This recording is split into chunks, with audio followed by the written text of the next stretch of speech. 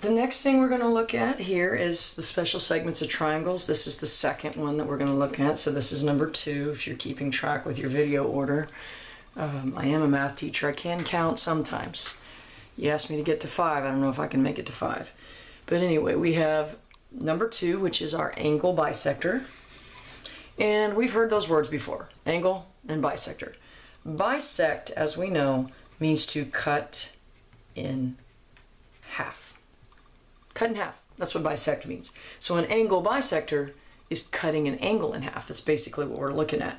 So we're going to look at this particular triangle here. It says JP, ray JP, and that's a little ray there. Not like a ray of sunshine or a ray of Blythe. There you go, gave you a shout out, Araya. A ray is, remember, an object that has a specific starting point called the initial point or an end point, even though those things contradict each other. One means to start, one means to finish. But it has an end point and continues infinitely in one direction. Not like the band. Let's not talk about One Direction. So it goes infinitely in one direction. So we're looking at JP as being an angle bisector of the triangle. Now, why does this say it's the angle bisector of a triangle if we're talking about a bisector of an angle? The proofs we've done before, it says ray so-and-so bisects angle so-and-so, or segment so-and-so bisects angle so-and-so. But here it says JP is an angle bisector of the triangle. When excuse me, when it's an angle bisector of a triangle, it just means it bisects one of the angles. Okay? It doesn't necessarily tell you which one. If I say ray JP bisects angle LJK, then you would say angle LJK. But when I say JP is an angle bisector of triangle LJK, it just tells you it bisects one of the angles, not necessarily which one. But we can tell by looking at the picture which one it is. So ray JP starts here. It starts at J, goes through P, okay? And it says it's an angle bisector. What's the only angle that ray JP intersects? Well, angle LJK. So the angle that it does intersect, it does bisect. So I'm going to mark those two congruent. So angle LJP, which is this one, LJP, is congruent to KJP. You can also say PJK. Remember, as long as the vertex is in the center, the name's correct, as long as you've got the correct sides. So let's look at the next example that has, well, what if measure of angle KJP is 42 degrees? Then what does that mean LJP is? Well, if JP is an angle bisector and KJP is 42, that means LJP will also be 42 degrees. Okay? So then what's the measure of LJK? Well, LJK is the big angle. LJK. LJK is this whole thing, so that's going to be the combination or the sum of these two, and 42 plus 42 is 84 degrees.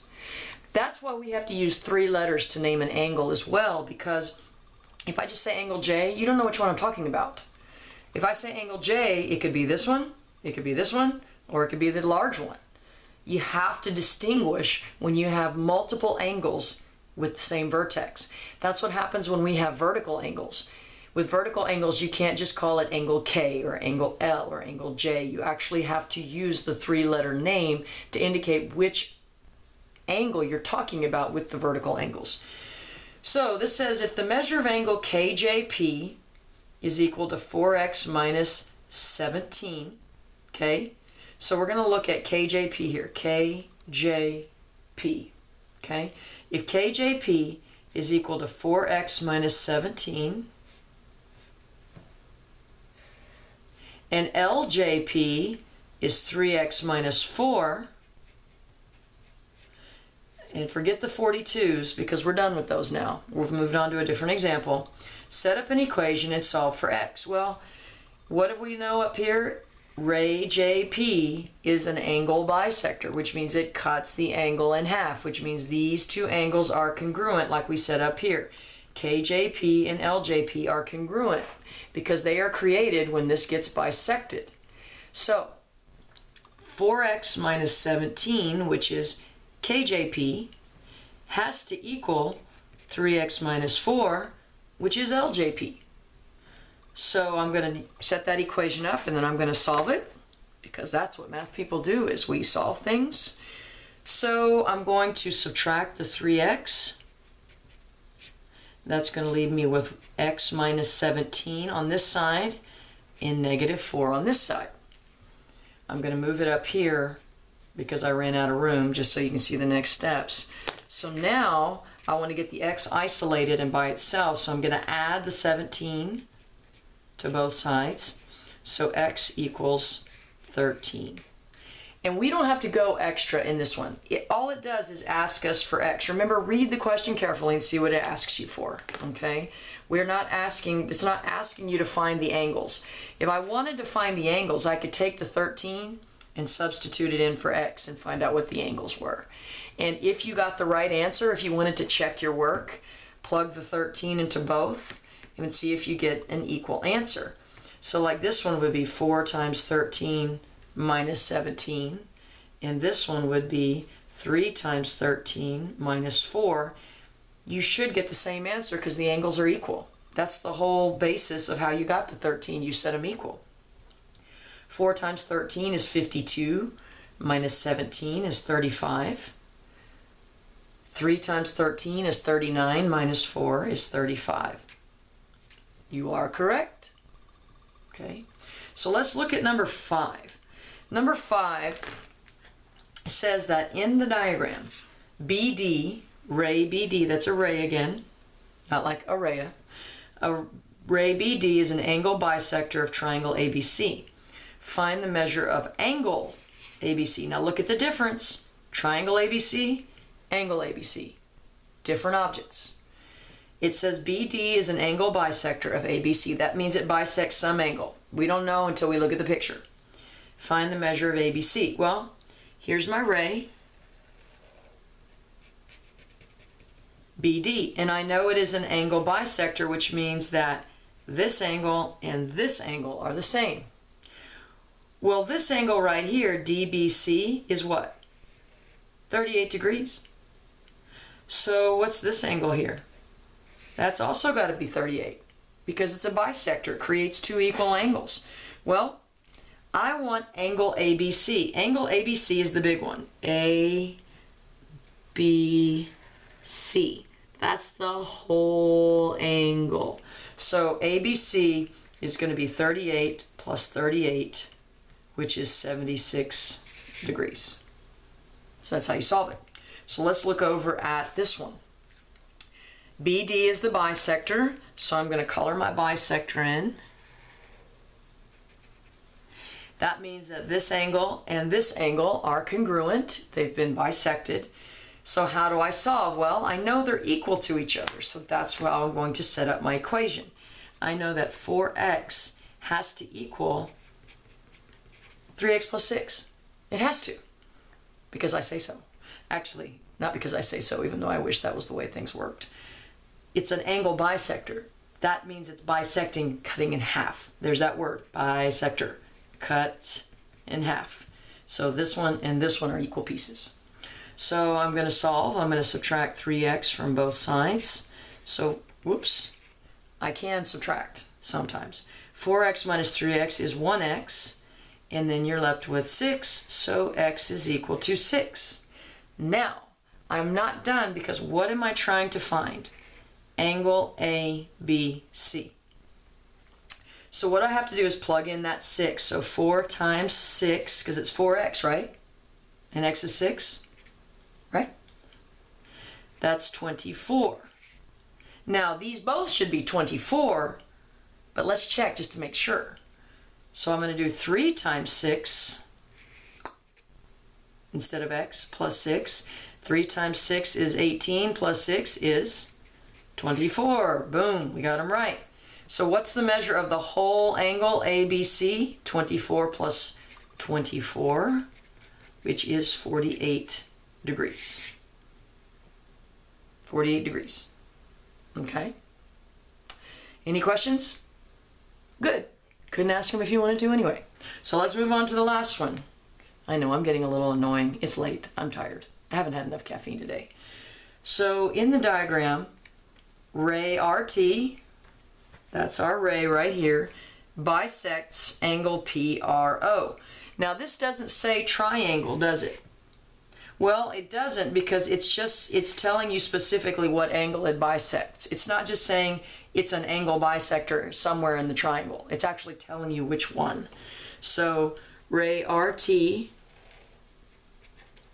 bisects PRO. So that means angle 1 and angle 2 are congruent.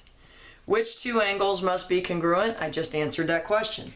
Angle 1 must be congruent to angle 2 because it's bisecting angle PRO. Okay? So if measure of angle 1 is 67, let's make this guy 67 degrees.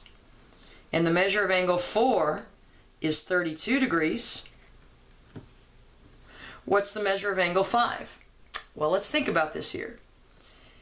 If 1 is 67, what else has to be 67?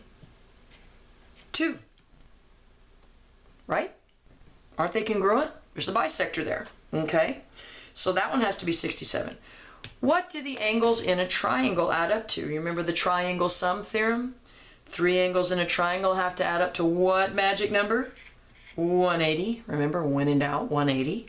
So I know that 67 plus 32 plus angle 5 is going to give me 180. So 67 plus 32 plus whatever the measure of angle 5 is going to give me 180. 67 and 32, that's 99, plus the measure of angle 5 is 180.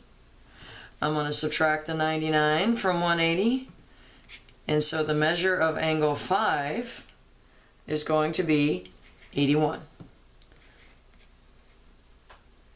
Okay, so 140, 148 plus 32 is 180. So the measure of angle 5 is 81 degrees. So what's the measure of angle 6? Well, look at 5 and 6. They're happy little neighbors, right? They share a fence. Okay, they're in a nice neighborhood. These guys form a linear pair. Remember, a linear pair is 2 adjacent supplementary angles, 2 angles that form a straight line. So if this is 81, how do I get 6? Well, 180 minus 81. So angle 6 is 99 degrees. Now, do you remember we talked about that theorem that said an exterior angle is equal to the sum of the other 2 angles, the remote interiors? Do you see how that plus that is 99 and so is that? Well, guess what? It's going to work this way too. So let me get a different color, because we like to color code things because it makes them so much prettier. Hold on a second. My marker is stuck.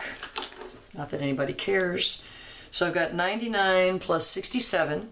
So I've got 150 plus 16. So 166. So that means that this one, angle 3, is 14 degrees. Okay? It's 14 degrees. Now, just as this angle equals the sum of these two, this angle equals the sum of these two. So 81 equals 14 plus 67. So that's how you apply the angle bisector, the linear pair, the triangle sum theorem, and the remote interior angles, which is the exterior equals the sum of the 2 remote interiors. Exterior, sum of the 2 remote interiors. And a partridge in a pear tree.